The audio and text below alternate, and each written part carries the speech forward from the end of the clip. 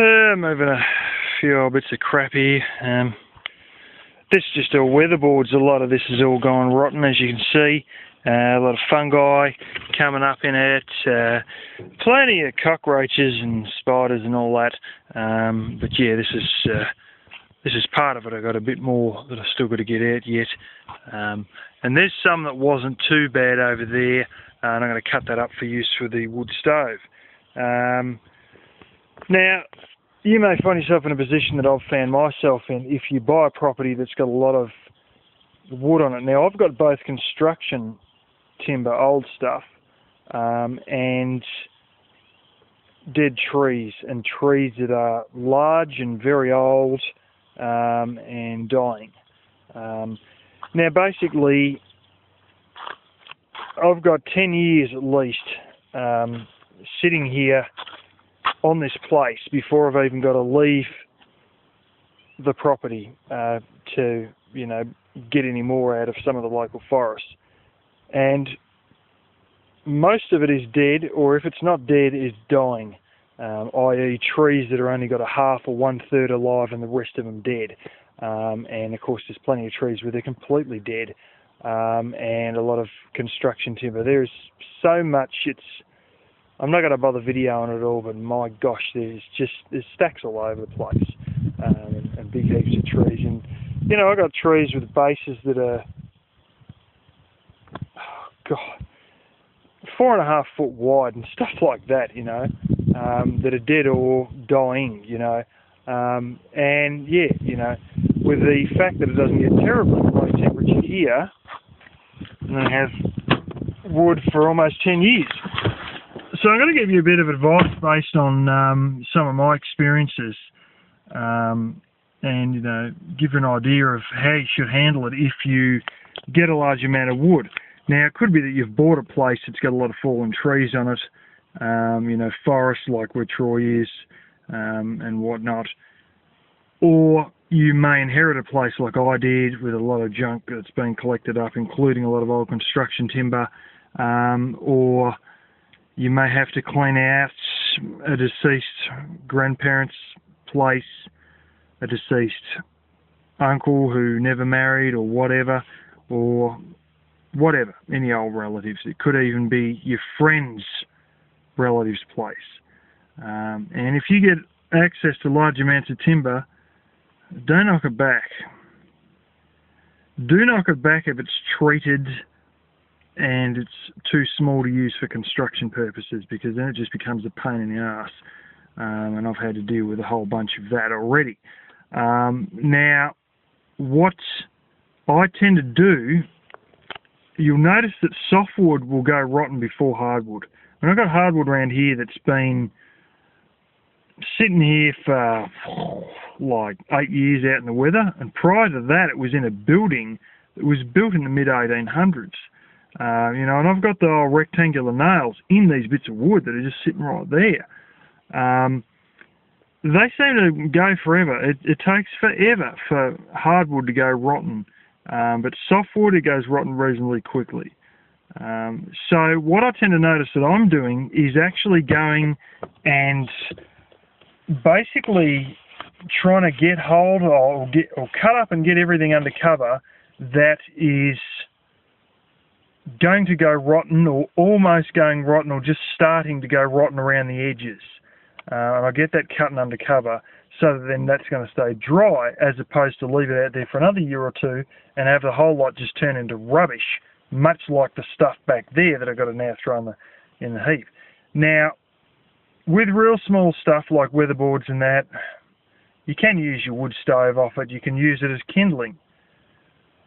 I, in my case, have a massive amount of stuff that's small and not a great deal of logs that are big enough to actually burn all night long. So I've gone and chopped down some dead almond trees to deal with those bigger logs, or to get those bigger logs. But I've got no shortage of small stuff. Now, you want your bigger logs, if you've got very few of them, you want to get your bigger logs for the purposes of burning overnight during winter. But during the day you can burn smaller stuff. You can burn smaller stuff in like late autumn or early spring, just to basically warm the room up or keep the place, you know, reasonably warm. so you can, get to sleep and whatnot.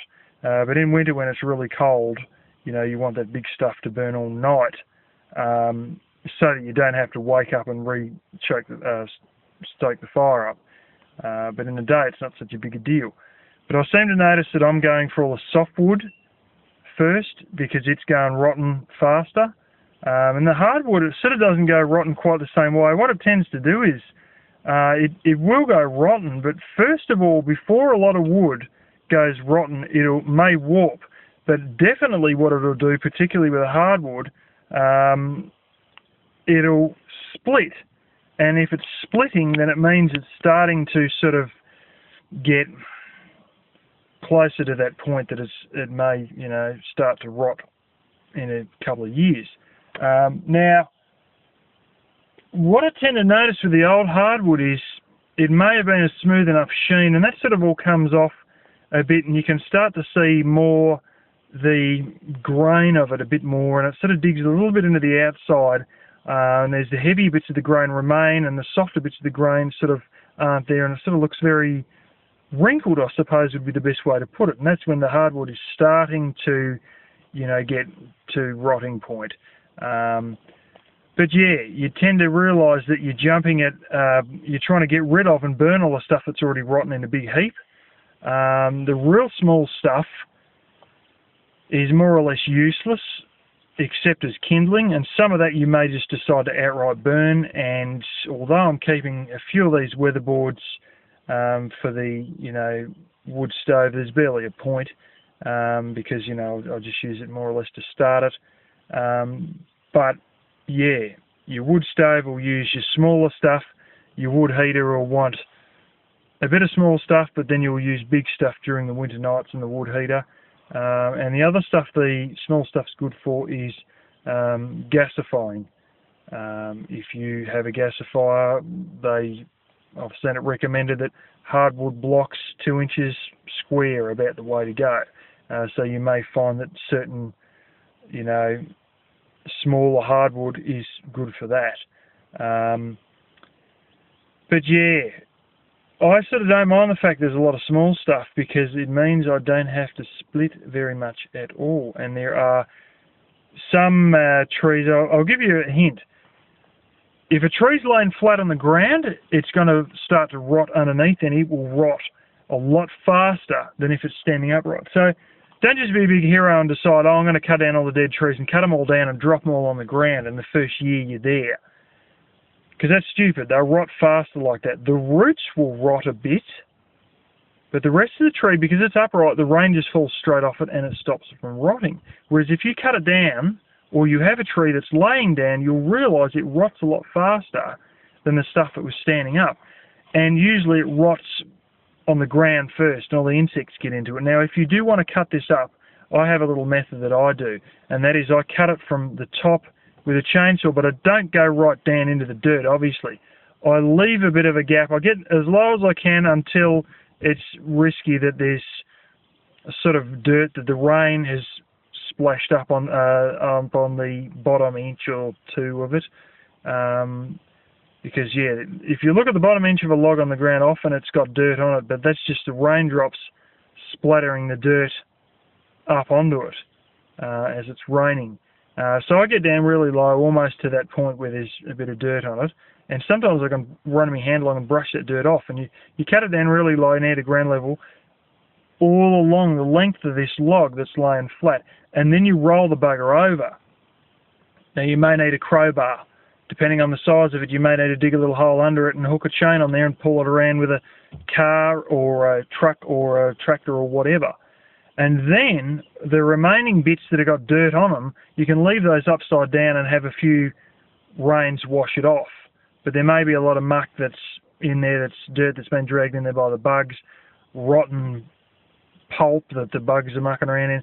And what I then do is just hit it with the axe, and just where the cut comes through, there'll be, a bit of a gap, and then I hit that either side from the axe and hit from, the right and then the left and the right and the left, and just chew down a little bit, and before long, you're only about half an inch off where you've cut up to, and then you just hit it straight in the middle, and it should split through there, and then you've got your piece of log without your chainsaw chain actually getting in the dirt.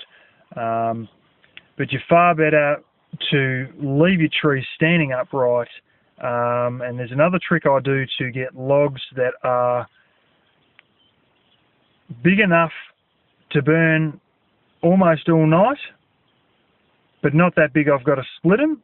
And that is, I go to the larger branches on some of these dead trees, and you got to sort of watch how the weight balance is, because you don't want to have all the weight hanging on one, cut all the stuff off one side and then have too much weight hanging on the other side, because the tree will eventually, start leaning down and collapse down that way. But I find the larger branches that are dead, and I cut one of those off, and then I'll slice all that up, and that'll give me a pretty large log that I didn't have to split, but will still go most of the night.